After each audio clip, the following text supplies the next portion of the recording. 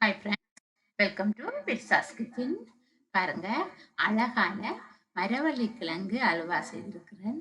சுவையாகவும் இருந்தது.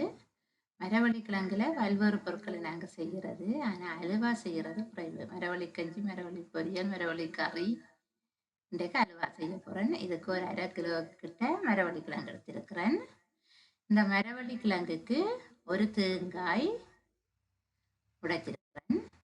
அதோட 1/4 கிலோ சுகர் தேவைன்னா நீங்கள் அதிகமாகவும் போட்டுக்கொள்ளலாம். நான் 1/4 கிலோ சீனி போட போகிறேன். மரவள்ளி கிழங்கு 1/2 கிலோவுக்கு கொஞ்சம் குறைவாக இருக்குது. 400 கிராம் கிட்ட ஒரு தேங்காய் உடைச்சிருக்கிறேன். இப்போ நான் மரவள்ளி கிழங்கு எடுத்து வடிவா தோல் சீவி எடுத்துக்கொள்ளுவோம்.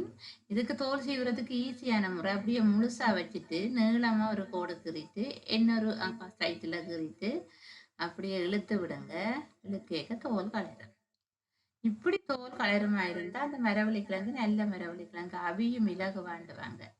தோல் இப்படி வராட்டிக்கு கஷ்டப்பட்டு உரியாமலுக்கு பிஞ்சு போயிருமா இருந்தா அந்த மரவள்ளி கிழங்கு சரியில்லை. ஆகவே உரிகிற மரவள்ளி கிழங்கு எடுங்க, அதுதான் நல்லம். உரிச்சு போட்டு கழுவிட்டு நான் சின்ன சின்ன துண்டுகளா வெட்டி எடுக்க போறேன். இல்லாட்டி நீங்க கரட்டை சீவுற மாதிரி துருவியும் எடுத்துக்கொள்ளலாம். துருவி எடுத்தா இன்னும் உங்களுக்கு ஈஸி, இலகுவாக அரைச்சு கொள்ளலாம். ஒருக்கா கொஞ்ச நேரம் அரைச்சோடனே அரைப்பட்டிடும். இதுக்குள்ள சில போல அரைப்படாம கட்டி கட்டியா கிடக்க சான்ஸ் இருக்கு. பாருங்க, பாலை புளிஞ்சு எடுத்துட்டேன். மரவள்ளி கிழங்கையும் சீவி கழுவி வெட்டி எடுத்திருக்கிறேன். இப்ப நான் இந்த மரவள்ளி கிழங்கை அரைச்சு கொள்ள போறேன். தேங்காயை திருவி அப்படியே பால் எடுத்து வச்சுட்டு மரவள்ளி கிழங்கையும் சீவிட்டு அரைப்பேன். அரைச்சி நல்ல பட்டு போல அரைச்சி எடுக்கணும். எப்படி அரைச்சாலும் 1-2 சிலது கட்டியா கிடந்தது. ஆனால் வடிக்க இல்லாது நல்ல இதாக எடுத்திருக்கிறேன். அதால வடிக்கிறது கஷ்டம். எல்லாமே வெள்ளையா இருக்குது. சீனியும் வெள்ளை, பாலும் வெள்ளை, மரவள்ளி கிழங்கும் வெள்ளை. கொஞ்சம் கஜு, கொஞ்சம் பிளம்ஸ் எடுத்திருக்கிறேன். முதல்ல கொஞ்சம் நெய் விட்டு இதை வறுத்து எடுத்துக்கொள்வேன். வறுத்து போட்டுட்டு இது கொஞ்சம் பொன்னிறமா வரைக்க பிளம்ஸையும் போட்டு வறுப்பேன். வறுத்து போட்டு எடுத்து அதை வேறையா வச்சு கொள்ளுவேன். இது மூண்டும் வெள்ளையா இருக்கிறதால நான் அதுக்கு கொஞ்சம் கலர் சேர்க்கலாம்னு யோசிக்கிறேன். ஃபுட் கலர் நீங்க விருப்பம் இல்லாட்டிக்கு விடுங்க. வெண்ணிறத்துல வெள்ளை அல்வா வரும், பால்கட்டி மாதிரி. அதுவும் பார்க்க அழகாத்தான் இருக்கும். நான் சும்மா கொஞ்சம் கலர் சேர்த்து விடுவேன், கொஞ்சம் வித்தியாசப்படுத்துறதுக்காக கலர் சேர்த்து விடுவேன். கலர் சேர்த்தேன். நான் மரவள்ளி கிழங்குற ஒட்டுற ஒரு தன்மை இருக்கு. கறி காய்ச்சினாலும் அப்படியே ஒட்டும். அந்த தன்மை அலுவாவிலையும் இருக்கு. அப்ப அதோட போடுறதுக்கு கொஞ்சம் அலுவா செய்த பிறகு நாங்க போட்டு பிரட்டுறதுக்கு கொஞ்சம் சோளமா வேணும். எடுத்து வச்சுக்கொள்ளுங்க. அப்படியே கஜுவும் பிளம்ஸும் கொஞ்சம் பொன்னிறமா வரும். பிளம்ஸ் அப்படியே ஊதி கொண்டு வரும். அந்த டைம்ல நாங்க எடுத்து வேறையா வச்சுக்கொள்ளுவோம். உங்களுக்கு விருப்பமா இருந்தா கொஞ்சம் நெய் சேருங்க. பிறகு நான் சொல்ற கட்டத்துல பாலை விட்டுட்டு அந்த மரவள்ளி கிழங்கு அரைச்சு அந்த சேர்வையையும் அதுக்குள்ள விட்டுட்டு சுகரையும் போட்டுக்கொள்ளுவோம். பாருங்க, சிலது 1-2 கட்டிகளா கிடக்குது, அதுவும் போகுது. பிரச்சனை கொஞ்ச நேரம் அவிஞ்சு வரைக்கும் மரவள்ளி கிழங்கு முழுக்க அவிஞ்சிடும். அப்ப அந்த கட்டிகள் கிடந்தா கூட எங்களுக்கு பிரச்சனை இல்லை. அது அப்படியே சொப்டா வந்துடும். நாங்க நசிச்சு விடைக்க நல்ல மரவள்ளி கிழங்கு ஒரு கொதியிலேயே அவிஞ்சு வந்துடும். சீனியம் சேர்த்து கொள்ளுவோம். உங்களுக்கு சீனி தேவையாண்டா இன்னும் கொஞ்சம் சேர்த்துக்கொள்ளுங்க. முழு சீனியை நான் சேர்த்துட்டேன். சேர்த்து அப்படியே கிண்டி வரைக்கும் பாருங்க, மூண்டும் வெண்ணிறமாவே இருக்குது. இப்ப நாங்க கிண்டி எடுத்தோம்னா நல்ல வெள்ளை வெளிரெண்டு பால் கட்டி மாதிரி தான் இருக்கும். அதாலதான் நான் கொஞ்சம் ஃபுட் கலர் சேர்த்தேன். ஒரு 10-15 நிமிஷம் கிண்டேக்க இப்படியான ஒரு பதத்துக்கு வந்துடும். ஆனா இதை விட நாங்க இன்னும் கிண்டி கொண்டு போகணும். தேங்காய் விட்டு இருக்கிறோம். தேங்காயில இருக்கிற எண்ணெய் பிரிஞ்சு வர டைம் மட்டும் நாங்க என்ன செய்யணும், சேர்த்துக்கிட்டோம். நான் கலக்க போறேன். கொஞ்சம் ஆப்பிள் கிரீம் சேர்ப்பேன். அதில் ஜெலோ சேர்த்திருக்கலாம். நான் விரும்பின இந்த கிரீனை சேர்ப்பேன் வந்து போட்டுத்தான் கிரீன் சேர்த்திருக்கிறேன். கொஞ்சம் கிண்டுறதுக்கு டைம் எடுக்கும். ஒரு 1/2 மணி நேரமாவது எனக்கு தேவைப்பட்டது. நீங்க கீழே வச்சு கிண்டி இருக்கலாம், அடுப்புலையும் கிண்டலாம், கேஸ்லையும் கிண்டலாம். இது நான் கொஞ்சம் கிண்டதாலும் கேஸ்ல கிண்டி இருக்கிறேன். எனக்கு என்ன நான் வெளியில கொண்டு போயிருப்பேன் அடுப்புக்கு. ஃபுட் கலர் கொஞ்சம் சேர்த்துக்கொள்ள போறேன். ஃப்ரெண்ட்ஸ், நீங்க இது வரைக்கும் என்னோட சேனலை சப்ஸ்கிரைப் பண்ணியிருக்காட்டிக்கு சப்ஸ்கிரைப் பண்ணிக்கொள்ளுங்க. அதோட பெல் பட்டன் அமுக்குங்க. அடுத்தது உங்களோட அபிப்பிராயத்தை எனக்கு சொல்லணும் கமெண்ட் மூலம். அப்பதான் இந்த சேனலை நான் மேலும் வளர்க்கிறதா, என்னென்ன மாற்றங்கள் செய்யலாம், நான் விடுற தவறுகளையும் நீங்க சுட்டி காட்டலாம். நான் செய்ய சாப்பாடு எல்லாத்தையும் நீங்க செய்து பாருங்க. எப்படி சுவையா வருதா, நல்லா இருக்குதா என்றதை நீங்க எனக்கு சொல்லுங்க. அப்ப எனக்கு மிக சந்தோஷமா இருக்குமே. நான் சொல்லிக் கொடுக்கறத மற்றாக்களும் கற்றுக்கொள்றாங்கன்றது எனக்கு மிகவும் சந்தோஷம் தர ஒரு விஷயம். நீங்க அதையும் செய்து கொள்ளுங்க. பாருங்க, 1-2 மரவள்ளிக்கிழங்கு அப்படியே கட்டியா கிடக்க அதை அவைஞ்சு கொள்ளும்.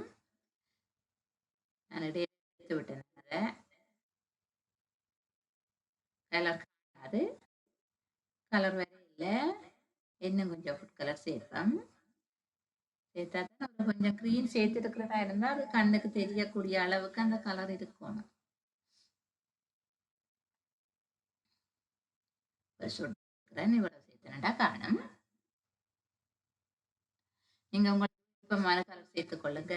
கலர் சேர்க்க விருப்பம் இல்லையா, விட்டுக்கொள்ளுங்க, சேர்க்க தேவையில்லை. இந்த டைம்ல உட நெய் இருக்குமா இருந்தா கொஞ்சம் நெய் சேருங்க. அப்பதான் இலகுவா தேங்காயில இருக்கிற எண்ணெய் பிரிஞ்சு வர்றது கொஞ்சம் முயற்சிக்கும். நான் கொஞ்சம் மாஜரின் போட்டு விட்டேன். நான் என்னோட மாஜரின் இருக்கு. ஸ்ரீலங்காவில் நெய் பயன்படுத்துறது குறைவு, நெய் சாப்பிட்றது குறைவு. அதால ஒரு கொஞ்சம் மாஜரின் சேர்த்து கிண்டினா உங்கள்ட்ட எண்ணெயோ அல்லது நெய்யோ என்ன இருந்தாலும் சேர்த்துக்கொள்ளுங்க. அப்ப கொஞ்சம் இலகுவாக நேரத்துக்கு பிரிஞ்சு வந்துடும். நேரத்துக்கு நாங்க வேலையை முடிச்சு கொள்ளலாம். அல்லாம நீங்க விட்டீங்களா இருந்தா இதுல இருந்து என்ன வரும், ஆனா நிறைய டைம் எடுக்கும். அப்ப கெதியா கிண்டி முடிக்கணும்ன்றதுக்காகத்தான் நான் கொஞ்சம் மாஜரின் சேர்த்தேன். எவ்வளவு மாஜரின் சேர்த்திருக்கிறேன். உங்களுக்கு தேவைண்டா நீங்க கொஞ்சம் ஒரு அரைக்காப் அவ்வளவுக்கு நெய் சேர்த்துக் கொள்ளுங்க. நெய் நெய் சேர்த்துக்கிட்டீங்கன்னாலே நல்லா வரும். இந்த எண்ணெய் சேர்க்கைக்க, மாஜரின் சேர்க்கைக்க கொஞ்சம் பிரிஞ்சு வர அந்த ஒட்டுற தன்மையெல்லாம் குறைஞ்சு இலகுவாக காய்ச்சியில ஒட்டாம கொள்ளாமலுக்கு அப்படியே கிண்ட இலகுவா இருக்கும்ன்றதாலதான் நான் சேர்த்து விட்டேன்.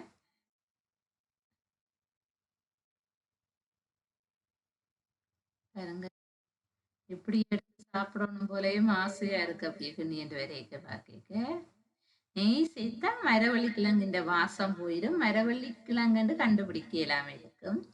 நெய் சேர்க்காம கொஞ்சம் மாஜரின் சேர்த்தீங்களா இருந்தா மாஜரின்ல ஒரு வாசமும் இல்லை. அங்க சாப்பிடைக்கும் உங்களுக்கு மரவள்ளி கிழங்குன்ற சுவை கிடைக்கும். மரவள்ளி கிழங்கு சுவை கிடைக்கணும்ன்றதுக்காகத்தான் நான் மாஜரின் சேர்த்த முக்கிய காரணம்.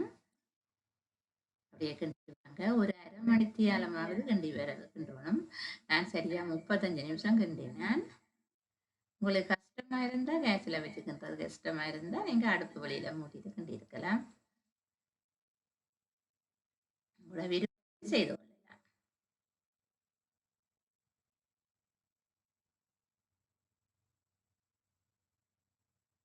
அந்த நேரம் கொஞ்சம் கூட வேணும். அதுதான் இதுக்கு அல்வாக்கள் செய்யறது, தொதல் செய்கிறது. தொதலுக்கும் 2-3 மணி நேரம் நான் ஒருக்க காட்டுறேன் உங்களுக்கு. பெருசா நாங்க கண்ணக்க தொதல் செய்யற டைம் எடுத்து வீடியோ போடுறேன்னு பாருங்க. அப்படியே சுண்டி வந்துட்டு கொஞ்சமா இந்த டைம்ல நாங்க எடுத்து வச்சிருக்கிற கஜு பிளம்ஸா போட்டுட்டு இறக்கி கொள்ளலாம். கொஞ்சம் இவ்வளவு கணக்கு எடுத்திருந்த நான் அப்படியே உருண்டு திரண்டு எனக்கு கொஞ்சமா வந்திருக்குது.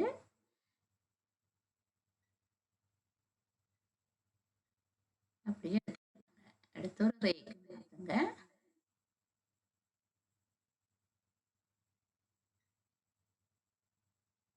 ரேக்கு மாத்திட்டு அப்படியே குளிர வைங்க கொஞ்ச நேரம். அப்படியே இருக்கட்டும். ஒரு 2 மணி நேரம் இருந்துட்டா வடிவ ஆறி இறுகி என்று வரும். ஆனா எப்படி இறுகினாலும் கையில எடுக்க அந்த மரவள்ளி கிழங்கின்ற தன்மை ஒரு ஒட்டுற தன்மை, அந்த ஒட்டுற தன்மை இருக்கத்தான் செய்யும். அதுக்காகத்தான் நான் கொஞ்சம் கார்ன்ஃபிளவர் எடுத்து அந்த வெட்டி வெட்டி என்று வரைக்கும் சைட்டால போட்டு போட்டு அப்படியே வெட்டி எடுத்து நான் கார்ன்ஃப்ளவர்ல உருட்டி எடுத்து வச்சிருக்கிறேன். அப்படி என்று எடுத்ததால தான் அந்த ஒட்டுற தன்மை இல்லாமலுக்கு நாங்க கையால் எடுத்து சாப்பிடக்கூடியதா இருக்குது. பாருங்க, அப்படியே வடிவா ஆறி நல்லா வந்துட்டு வெட்டைக்கையும் பாருங்க ஒரு ஒட்டுற தன்மை வரும். அதுல மரவள்ளி கிழங்கின்ற இயல்பை நாங்க மாத்துறது கஷ்டம். அதால அந்த கார்ன்ஃப்ளவர் கொஞ்சம் சொல்றேன். வித்தியாசமா நாங்க செய்யலாம் எல்லாம். இது ராசவள்ளி கிழங்கா இருக்குமா இருந்தா ஒன்றுமே தேவையில்லை. ஒட்டுற தன்மையோ எதுவுமே இருக்காது. இலகுவாக அப்படியே பர்பிள் கலர்ல எடுக்கலாம் ராசவள்ளி கிழங்கு. பார்த்தீங்களா? தோண்டி சைட்டால் எடுத்து போட்டு கார்ன்ஃப்ளவர் மாவில் சைட்டில் போட்டு விட்டீங்கன்னா உள்பக்கத்தால் அந்த ஒட்டுற தன்மை குறைஞ்சிடும்.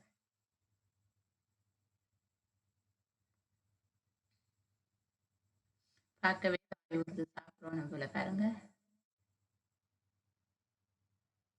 அந்த ஒட்டுமை தான் அந்த நசிவு தன்மை. என்ன சுவையா இருக்கு, அழகா இருக்கு. இப்படியே வச்சா எத்தனை நாளைக்கு